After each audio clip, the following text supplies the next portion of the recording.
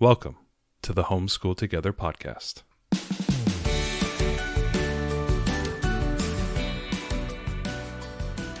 Where one working mom and a stay-at-home dad help you navigate the nuts and bolts of the growing and dynamic world of homeschooling. With a focus on early learners, like me. All the ins and outs of building and maintaining your homeschool life. Homeschool. Find out tips and tricks to make things like this easier. I'm reading. And ultimately, enjoy educating your kids. And what's that last thing? Have fun together. Did I do good, Daddy? Yeah, you did, sweetie. Good job. Welcome back to Homeschool Together podcast. Thanks for joining us. If you have a chance, head down into the show notes to find out all the ways to connect to us on the podcast, and you'll find our free resource guide for North American Studies. Today, we're going to be talking about one of the best learning apps out there, the Khan Academy Kids. And I cannot speak highly enough of this. We're going to go through kind of my whole review and my experience of the app and how we use it. Completely free. Yeah, this is probably the most important thing. 100% free. 100% free. It's no ads, no upsells. It's always going to be free. There's no upsells. There's no way for you to lose money, and you cannot go wrong with this app. So let's get into it. So we've all heard of Khan Academy. It's been one of the great, resources, internet resources that have been available. Well, I mean, maybe some folks, especially international listeners, haven't. So let's just go over what is Khan Academy. So Khan Academy is a 501c non-for-profit started in Silicon Valley by Sal Khan in 2008. And it was specifically targeted a free and open educational resource, mainly using the YouTube platform to deliver the videos. And these are very simple videos. Very often they are a black grease board. That's a digital grease board, and then a lot of handwriting tool. There's like a kind of a digital pen. Kind of. And it started with math mostly? They started with math, and now they cover pretty much everything, from biology to chemistry to, education to accounting, economics. They cover almost everything, and they go from lower educational levels like elementary school all the way up through the college levels. Wow. I'm unsure if they go into the graduate levels, but I know for a fact that I have watched videos for advanced math degrees, math classes. I remember using it for some of my tech work. Is I actually watched some of the old computational and computer science classes, kind of doing logic and things like that. So I have watched those classes, and they were very advanced and very easy to listen to, but it was a higher level class. It wasn't just something like a 2 or 3 minute intro type of videos. It was almost college level quality from what I remember. So it's a free resource, no ads. You don't pay for anything. There's not even a premium option, I don't think. No, there's nothing. There's absolutely nothing. And so nothing is scaled down. This is absolutely no. It's just completely free, and they've been rolling out more and more and more videos. And so it comes from the idea that education should be free, knowledge should be free. There should be no gatekeepers. We've seen a lot of this type of removing gatekeepers and removing barriers to entry. For other educational stuff, for example, and we'll have it in the show notes, like Stanford has open classes, MIT now has open classes. You can just sit there and listen to lectures. I know a lot of other universities are doing this now. They're putting a lot of their lectures onto YouTube. It's not that you can get accreditation. You can't pass courses. You obviously still have to pay the money to get the degree. But the ability to sit down and listen to, a graduate level physics course taught by a Nobel laureate is not something that you could do 10 years ago. Right. It's not behind a paywall anymore. There's no paywalls. There's nothing. So it's actually, it's open and free to everyone. And now the great thing is they are privately funded. I think the Bill and Melinda Gates Foundation helps fund them. I think there's a couple other large donors, and they keep the project going, and they just continue to put out more and more content. Khan Academy.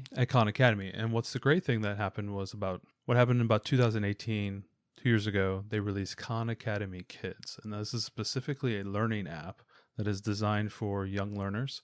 I think they target between 2 years old, which, it's my mind blowing that my little kid that's walking around here and just learning to talk has an app that's ready for her in the next 6 months. Wow. It's kind of amazing to think about that. It goes from 2 years old, I think, all the way up to about 7 years old. And they kind of had a little plus sign on there. So maybe kind of ranging from 2 to 8. So I'm a listener and I'm just downloading Khan Academy Kids, what's the setup like to get my kid into learning? So it's super easy. After you give them your email address, they verified your account. Your young learner will create a small little avatar. They have about 30 or 40. I believe ours is a unicorn. Yes, ours is a unicorn. So they have about 30 or 40 little avatars they can choose from. Obviously, they get their name, then you pick their age, and then all of a sudden they'll be walk through kind of this entry level, learn how to use the app kind of learning lesson. Is it an assessment? No, it's actually like, here, touch Cody Bear and tell Cody Bear to go over here. So it's actually teaching the kid, if they're young enough, they haven't actually used a touchscreen. Oh, it's okay. actually just kind of getting them familiar with how to touch the touchscreen, whether it's on your phone. We use it on the iPad, so it's a nice big screen. I haven't actually used it on my phone. I think it might be a little too small, especially with some of the activities that we'll talk about. It is a little bit better, I think, on an iPad or on like a tablet device. Most of us have those in the house. They're pretty cheap and easy. I think it's on all platforms, so on Android and iOS, it's not a problem. So they teach them this little introductory lesson, get them through the experience of using the touchscreen, and then they start to feed them lessons. And what's important about these lessons is they're immediately doing an assessment. It's very dynamic, and they're going to test where your kid is based on that age level. Now, if they're a little bit behind, they have some areas they have to learn, they'll downgrade the activities, and then they'll feed them back up. They'll pull them back up to where they are, find that kind of middle ground. I've noticed as our daughter has begun to use it, they become more and more sophisticated. The lessons that keep getting fed to her, they are fed in about a 5-minute burst. So each lesson, there's about 5 to 10 lessons within that 5 minutes. Okay. And these are little activities. Different activities. Little activities that are targeting different, skills, whether it's reading, whether it's math, listening comprehension, color recognition, sorting, all across the spectrum. So like, give me an example. If we were going to do a reading 5-minute activity block, what would it look like for an easy reading? And so that's a good question, because each block doesn't always follow one type of activity, whether it's like reading. They will have a reading, and then the next activity might be another reading, and then they'll toss in some reading math to kind of blend, and then they maybe will finish with a math, or they'll finish with a story or a song. And they're always kind of different. They're very dynamic in that kind of 5-minute chunk. So like a simple lesson would be, hey, she's learning the letter T, and there's all these balloons that come floating by. And you have to find the object in there, like there'll be a tie. So she has to grab the T because it starts with T, give it to one of the characters. Oh, here comes a teacup. Or, maybe they'll have the floating letters in the bubbles, and then she'll have to bring them over. So the coolest thing that I've noticed about this is that you rarely see duplication of a lesson. So there's always something different. What was the one that was always the same? Was it Reading Eggs?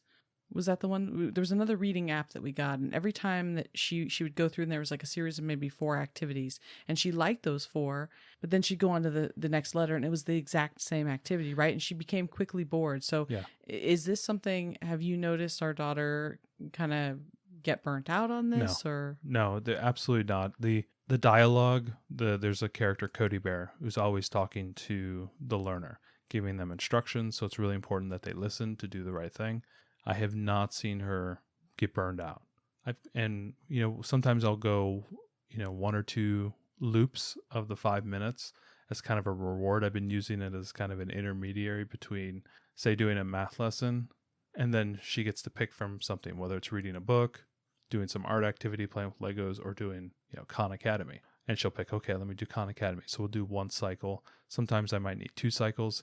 It's also a really good thing that when I'm getting set up for homeschooling, like for example, if I have to go into the all about reading and I've got to, tear out some pages and cut out some things, I'll give her Khan Academy as kind of a warm up. And she thinks she's having fun, and she is.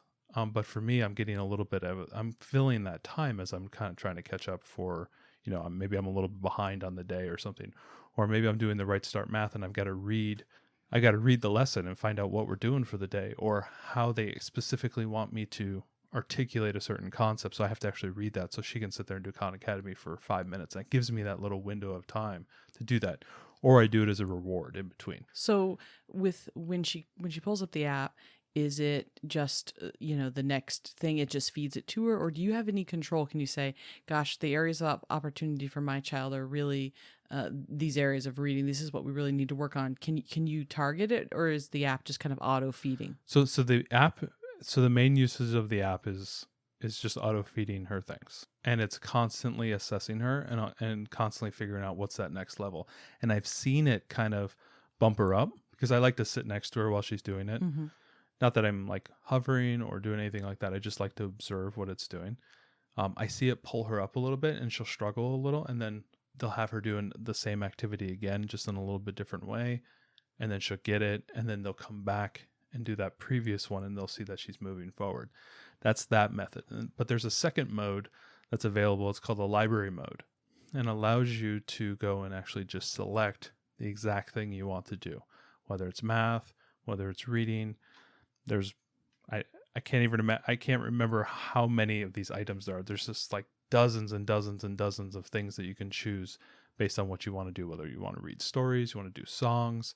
And there's also really nice, there's an offline mode where there's activities that are offline. So if you are stuck somewhere where there's no internet access, or you're in a car ride driving somewhere and you don't want to burn data creating a hotspot, you absolutely can just go to the offline content and have them do that as well. And I think there's content for reading, writing, math, all that type of stuff in the offline mode. And so you can just choose what you want to do.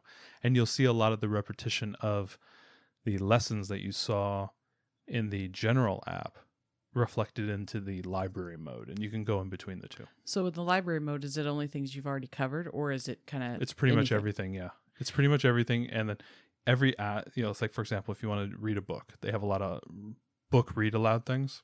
So it's like an audiobook, or is it kind of is it a video audiobook? Yes, and yes. Some of them are static videos where they're just reading words and the words are highlighting. Some of them are animated books. And then they're being asked questions, things they have to highlight in the app. There's been a few times where she's gone a little Dora the Explorer, where Dora will ask you to say something to her. Mm-hmm. And then they've built in this dead time so that then she responds back to you, right?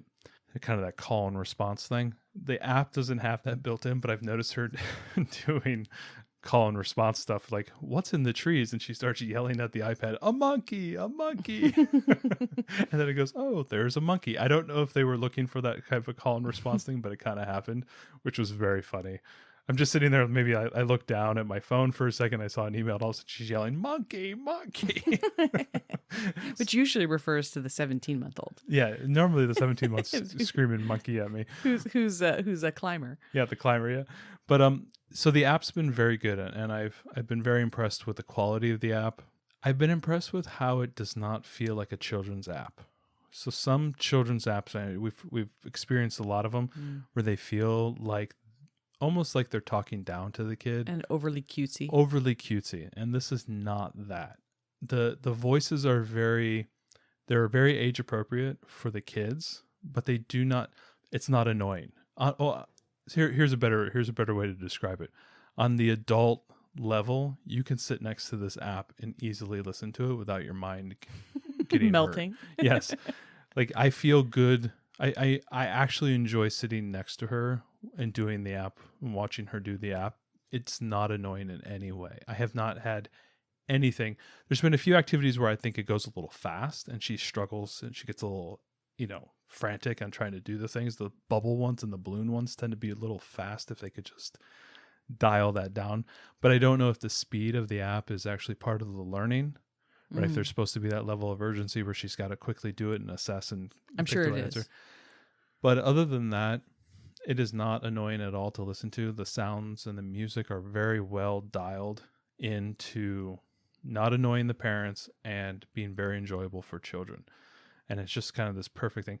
And it's also the look and feel of it is very polished. I have not had any crashes in the app, based on how many activities and how much time we've spent using this. I've been using it for the last month and a half now, along with the Frederick app that we've heard with our interview with Drew Badger. These two apps have been kind of side by side for us.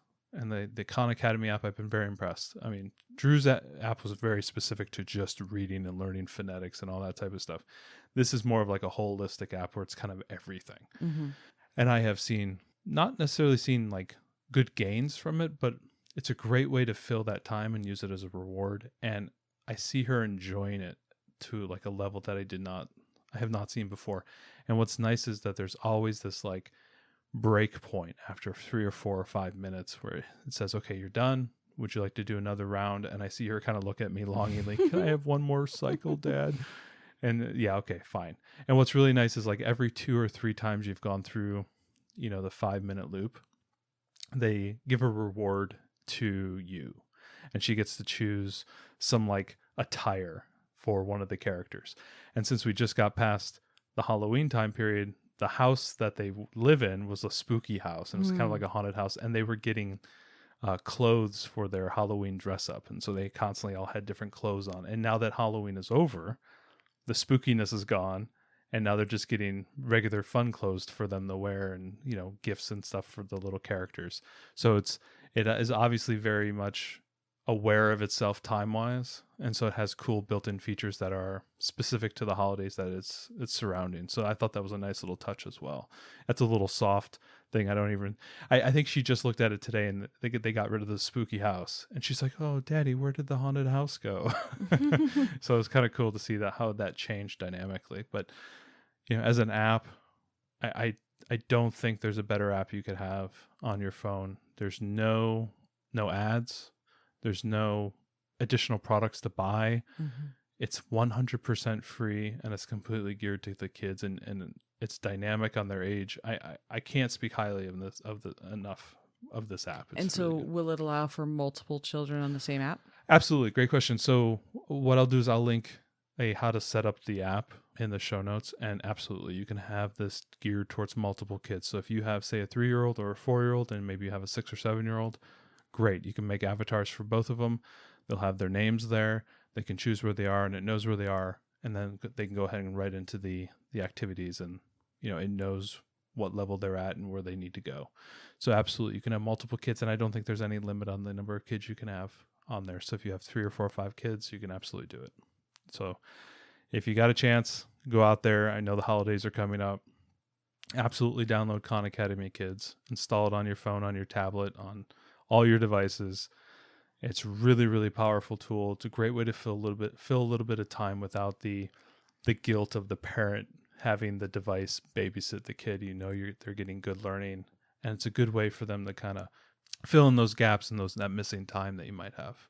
So Khan Academy Kids, absolutely recommend it. So we want to end a podcast like we always do on what we're into. Ariel, what is that thing? Great illustrated classics. Now look, Okay. I mean, so you've seen the books. They're like usually have a white spine on them, red lettering. They kind of look old school. They look like they could be a set on the ones classroom. we have are white. Right. I think they're from the 90s.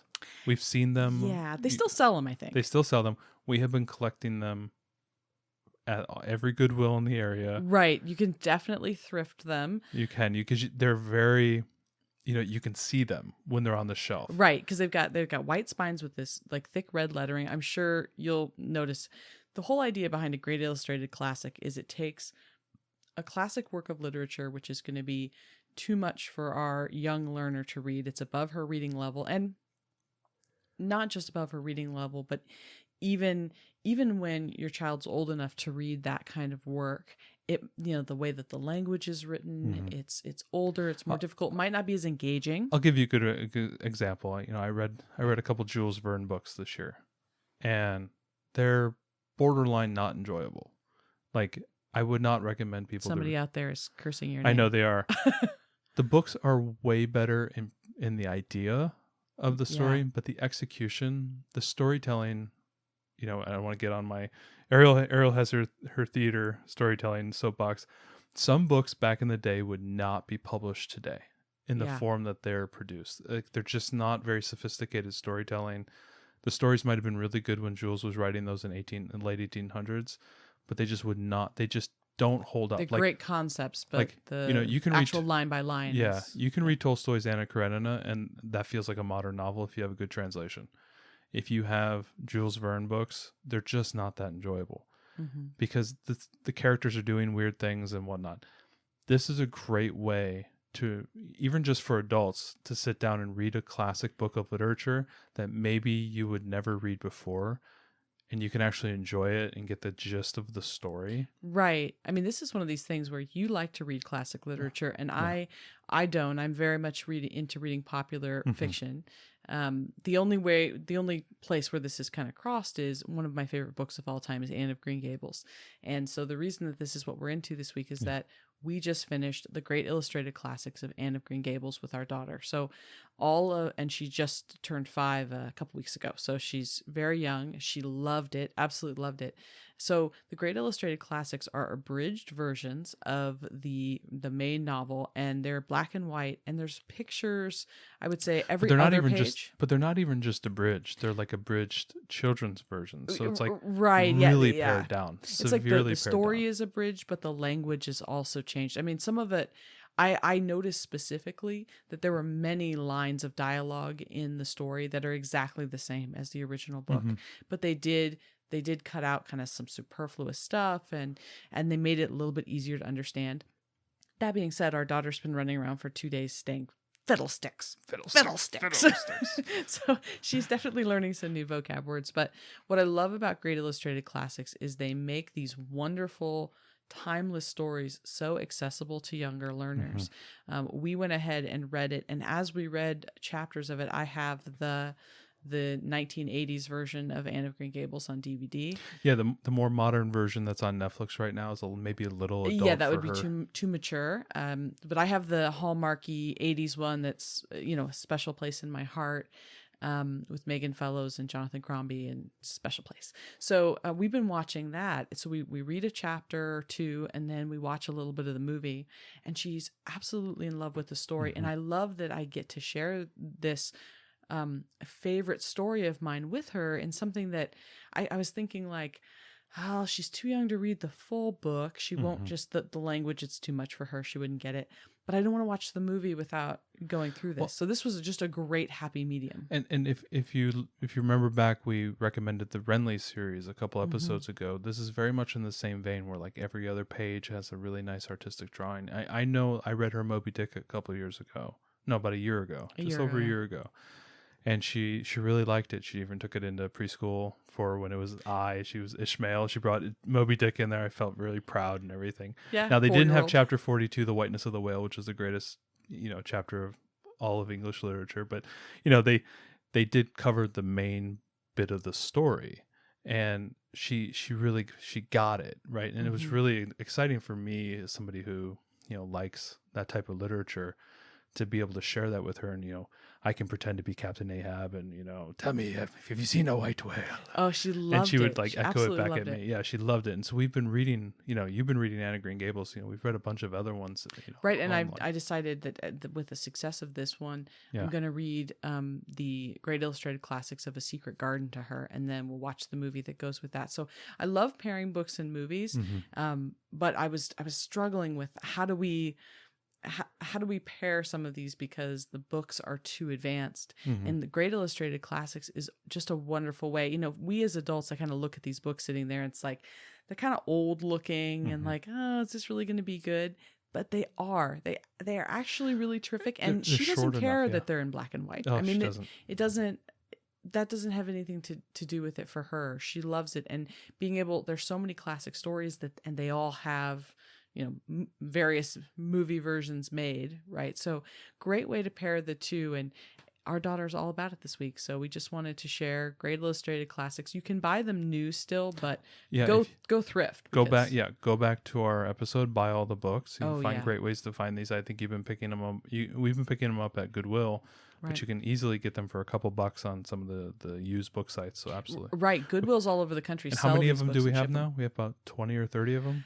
I have no idea. It's huge, but she was already asking me tonight, what's the next book? What's the next book? And I love being able to share these classic stories that, I mean, I loved as a child and things, and be able to share them in a way that's accessible to a 5-year-old, I just think is awesome. So, Great Illustrated Classics. Thanks so much for joining us today and making us a part of your homeschool journey. Please engage with us on social media. Join our Homeschool Together podcast group on Facebook and find us at Homeschool Together Podcast on Instagram. We'd love to hear your feedback, questions, and recommendations. Until next time. Happy homeschooling!